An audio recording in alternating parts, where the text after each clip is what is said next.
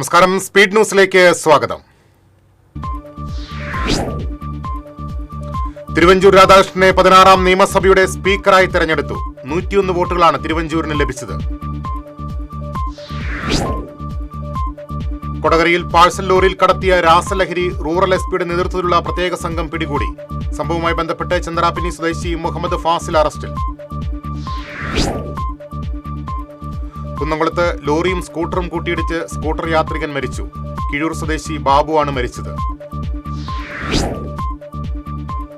ചാവക്കാട് നഗരമധ്യത്തിൽ ചരക്ക് ലോറി ഇടിച്ച് കടകൾ തകർന്നു. കടയ്ക്കുള്ളിൽ ഉറങ്ങുകയായിരുന്ന കടയുടമ രക്ഷപ്പെട്ടു.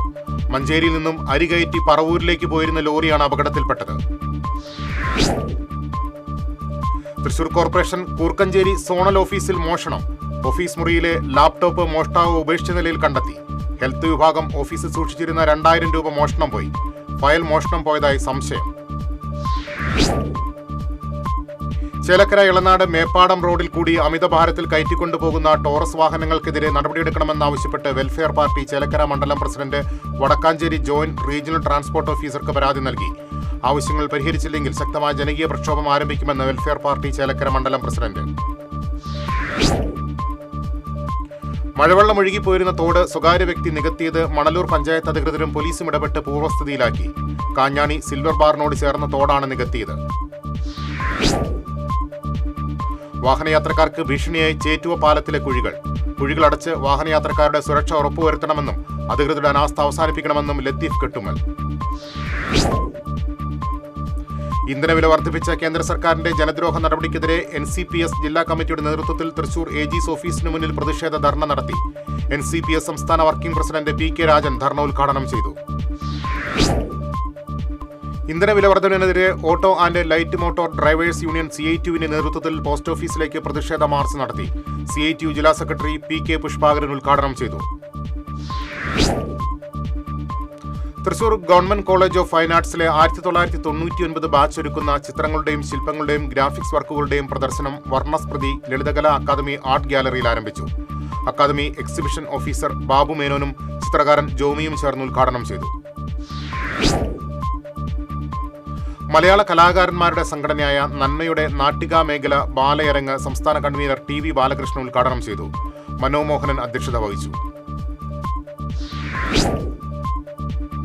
മതിലകം പഞ്ചായത്തും കൂളിമുട്ടം കുടുംബാരോഗ്യ കേന്ദ്രവും സംയുക്തമായി വിവിധ വകുപ്പുകളെ ഏകോപിപ്പിച്ച് പകർച്ചവ്യാധി പ്രതിരോധ ഏകദിന ശില്പശാല സംഘടിപ്പിച്ചു. ശില്പശാല പഞ്ചായത്ത് പ്രസിഡന്റ് സുമതി സുന്ദരൻ ഉദ്ഘാടനം ചെയ്തു.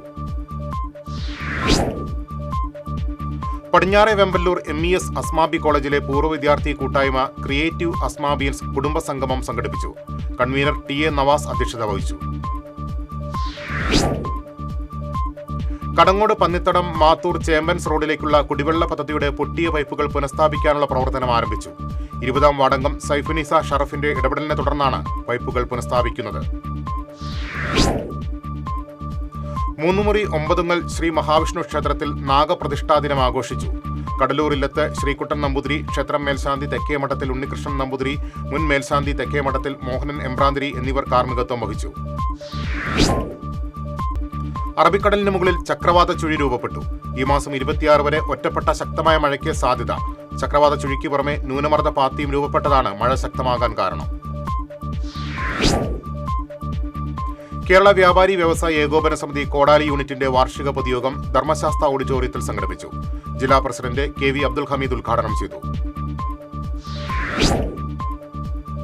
സംസ്ഥാനത്തെ സ്കൂൾ പ്രവേശനോത്സവം ജൂൺ 1 നടക്കും.